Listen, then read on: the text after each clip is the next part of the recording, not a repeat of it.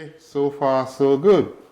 Without further ado, let's get to know a little bit more about our third and final guest for today, shouldn't we? We should. Yes. And he's right here. He's right here with us in the studio. Michael Oladipo Aina, NBDSP, whatever that is in English. He's a certified and licensed National Business Development Service provider, and I think that's it, in Nigeria. A grant writing specialist with proven track record for helping businesses secure funding, that would be like loans and grants, and towards achieving sustainable growth. Yeah? Yes, I got that right. Yes, you did. And with extensive experience in strategic business development, our guest has over the years leveraged his expertise to craft compelling grant proposals for innovative and creative business and projects. Aina Oladipo Michael is committed to excellence and innovative approach, and this has made him a valuable asset to startups and established organizations, especially non-governmental organizations. Now, let us welcome Michael Oladipo Aina, who is the Chief Executive Officer, STEP Business Network. Welcome to the studio. Thank you so much. You were looking so relaxed. Yeah, I hear he's an Abuja man. This hustle and bustle time. I hear he's an Abuja man, just in diaspora. In it's not fair. It's the nature of the job. So, welcome. Thanks so much. So, all through today we've had guests who've had one thing or the other with NGOs. To do with NGOs. So I think it's just apt to have a professional like you advise us a little bit more on what NGOs should be looking at towards the key component of their practice, which is funding, right? So could you just briefly explain what grants are and how they differ from loans and other forms of funding for NGOs? Okay, so thank you for having me. Now, if you talk about grants, there's this caption in the mindset of business owner or NGOs or projects personnel that grant is like a free money. Gift. It's a gift. And that's actually destabilized the operation system of the whole ecosystem of that grant. Grant is not a gift. It's a money targeted to give to you to solve a problem. Yeah. Because you are coming in as an NGO. Now, if you talk about how do NGO now be able to structure, you see NGO who say we are into giving housing for less privileged children. You house them, they register their NGO. What are you doing with them? You're only providing a care for them. People that will just come is the same community people that will just be giving you a bag of rice, some 2 bags of yam to take care of them. Now, you're supposed to go extremely. Either you provide an education system for those kids at free rates, not just even giving them this education alone now. You have to give them skills. Yeah. Because they have to meet their competitors who are also in good schools. The challenge we have among the hoodlums, the thieves in the society today is care from the beginning. Okay, for now, I'll jump in there because, we wanted you to just define so that let's pretend that we don't know what the difference between grants, and is it different from a loan? You've told us that a grant is not a gift. Yes. So is it a loan? No. It's not a loan. It's not a loan. Now, grants is funding given to you to solve a particular problem. Solve a problem. Okay, good. Okay. Loan is given to you. Extensive of grant is given to you to solve a problem. Yes. Now, they don't want you to refund back the fund, but they want to see this problem implemented. Great. While loan is with commercial banks, microfinance banks, So you're expected to pay back with interest. Okay. So whatever business you are doing, you projected, you must also present a financial cash flow of how you are going to implement this fund, generate their interest and the payment back method so that is, back to loan. That is clear. All right. So I think while you were answering that first question, you tried to tell us the requirements, for granting a loan or getting a grant by NGOs.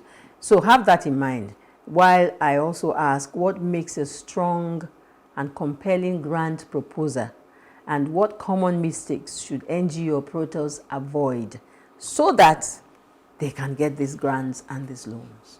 Okay, I think some weeks ago I discussed on my general platform about 7 common mistakes that business owners or NGOs should actually avoid. Okay. And most of these international organizations that want to give out these grants, as a call for application, there's a timeline. Yes. Don't overuse the timeline. If they say it's going to close on the 3rd of April, please make sure all your documents is prepared on the 1st of April and submitted. Don't wait till that thought. Until the 3rd. Because issues like network and you just have to monitor yourself. Then at least when they are picking out document that first comes in, yours is at least among those who they'll pick up. Shows your seriousness. Shows the seriousness. So another thing there is look at what these NGOs actually having in mind. We have people like, let me say, TEF foundations, that Tony Lionel foundations, looking for creative industries, looking for innovative business owner. Don't come and start speaking outside the box of what they've called for. Okay. That is some of these excuses that all these NGOs so you should know So you should know the interest of what these founders are looking out for. Grants is open to almost all the channels of the ecosystem in businesses.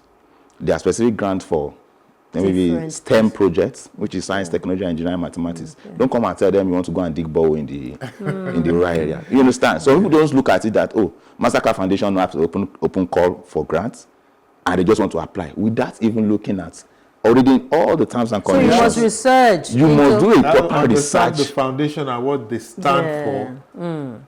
You know, and so if yours key into it, then you can apply. It's not every grant that you see that is open that you think that fits in your organization. Okay. So you said you did something about 10. You've given us 2 or 3, one more? 7. No, 7. 7. Okay, so another thing there is to know, I think the call for application, you have to also understudy the grants open, that's the founders.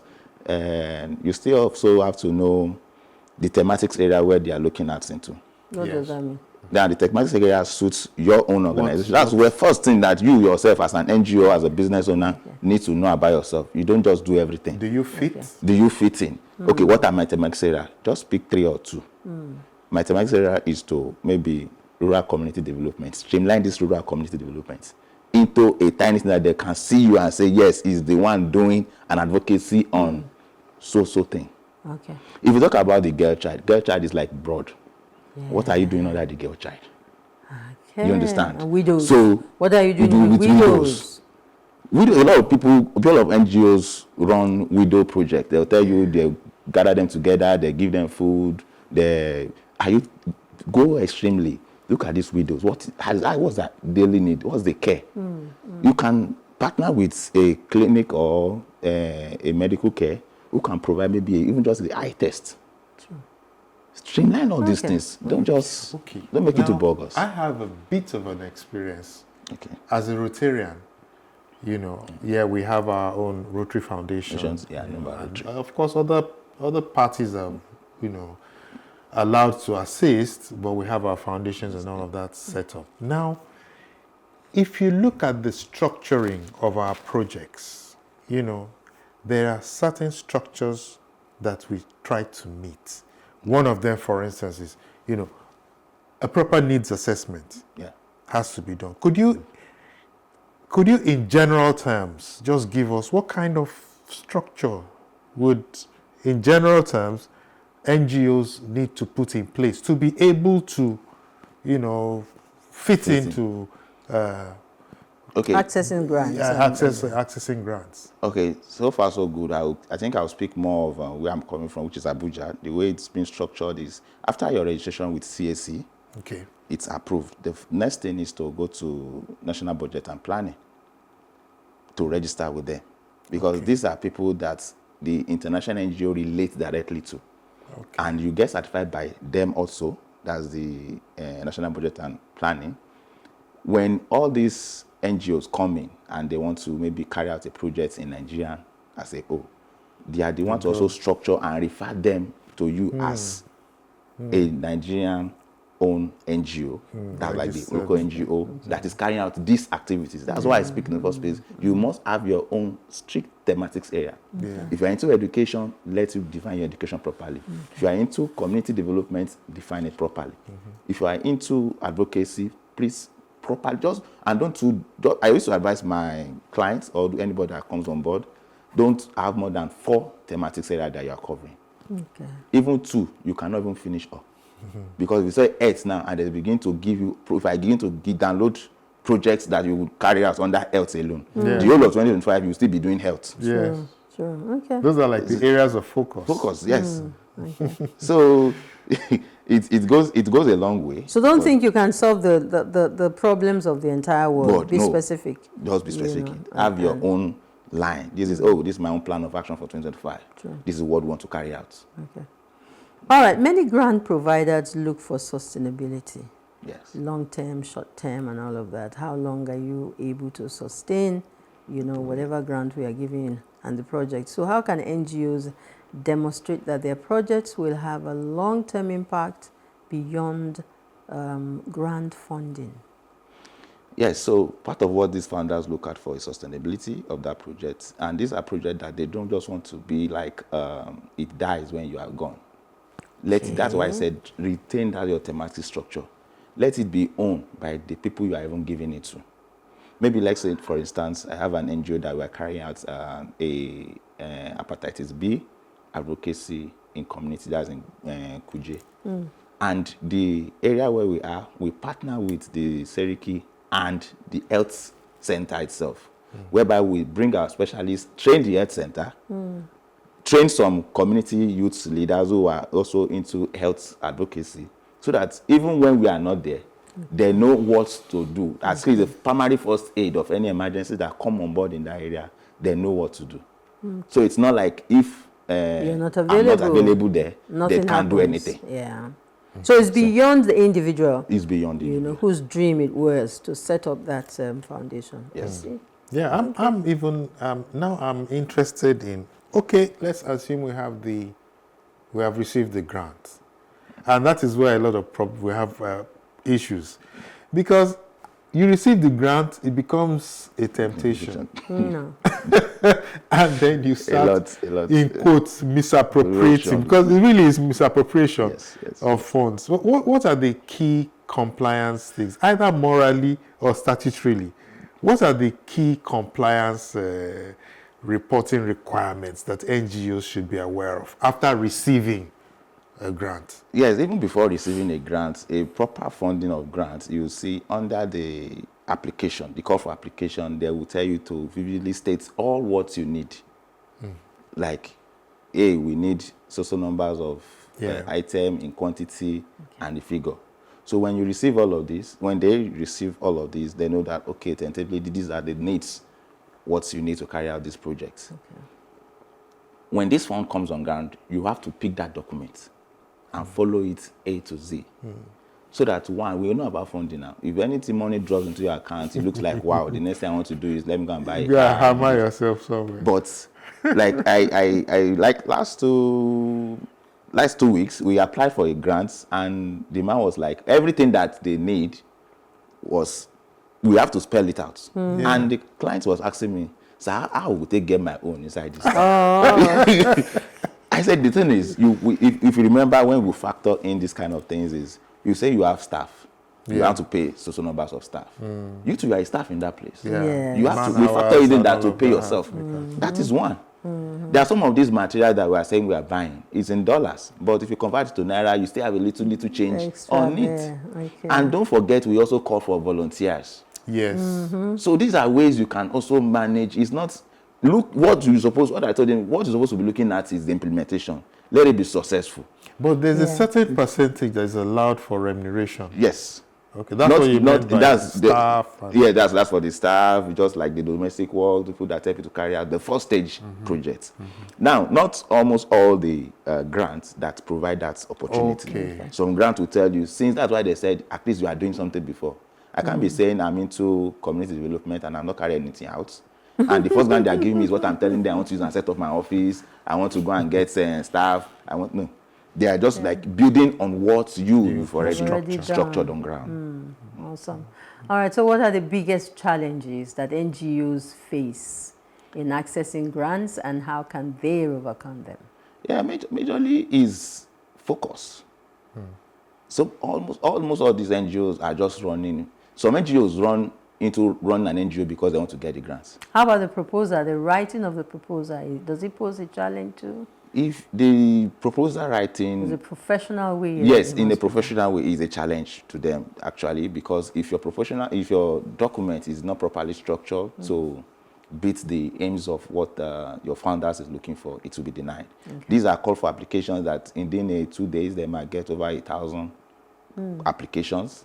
And how do they juggle that out? So what they just do is, I know about all this AI, just to put, that's why I say you have to know the interest of what your founders are looking at, because that's what they'll just put on board. It will spotlight every of the old document that comes in.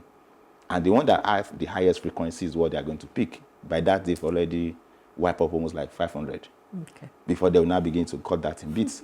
So if you don't have a professional on board who will go through all these routes for you, now, I don't need to, if you talk about you want to apply for Bill and Melinda Gates Foundation, I can tell you all their history for the past 5 years and what they are going to do for the next 3 years. Yeah, so you have. So I know all what to to do. do. So we talk about Tony Lulu Foundations. These are where I've practiced. I work with them as a mentor. So I don't need to start going back to the book or going online to search. Yeah. You understand? So there are all of that organization, the African Gov founders. Okay. You know. So you're saying to us that once you set up a foundation, you need to find someone who knows about how foundations operate successfully. Yes. Because funding is key, and how they can access funds is also very important. So they can't do it on their own.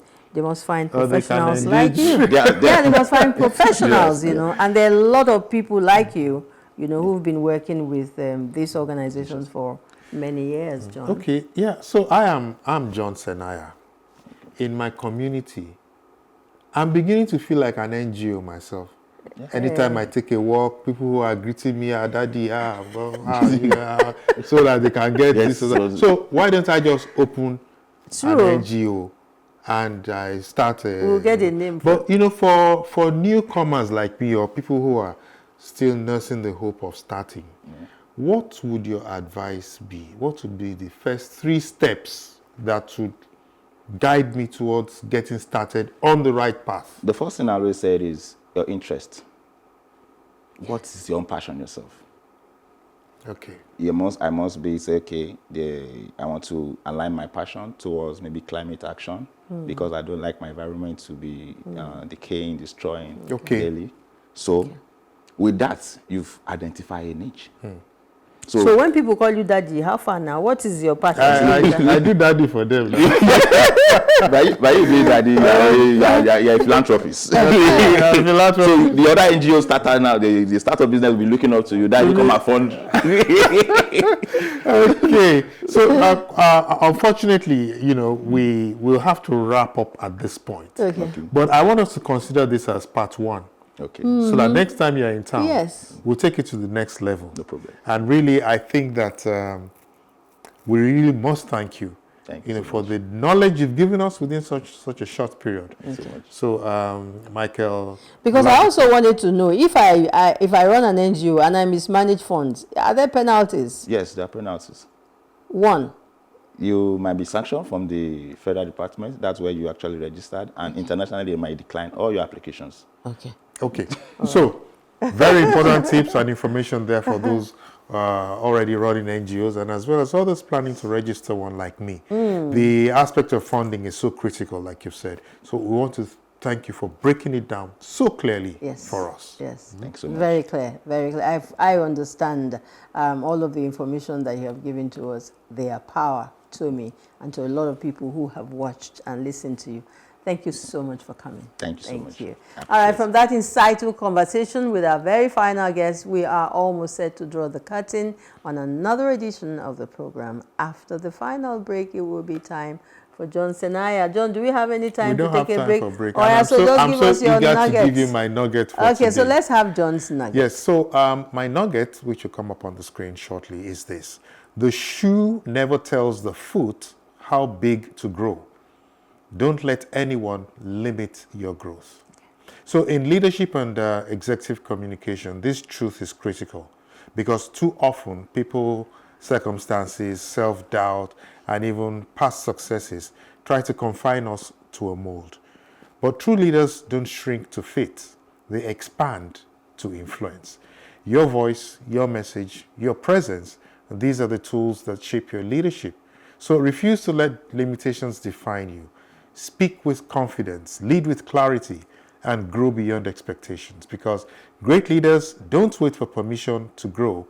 They step forward and make their own space. So today I challenge you, step out, speak up. Grow beyond the shoe. Your leadership depends on it. Wow. And that will be it for this week. All right, and on that note, we say thank you. I had something I wanted to share, but we're totally out of time. Yes. So we'll do that We'll next save week. it for next I week. am Onma Odele, and it's always a pleasure, always a delight to be here with you every week. We thank you for keeping the faith all of the time. We'll see you same time next week on the same station. Bye for now. I'm John Senaya. I'm out.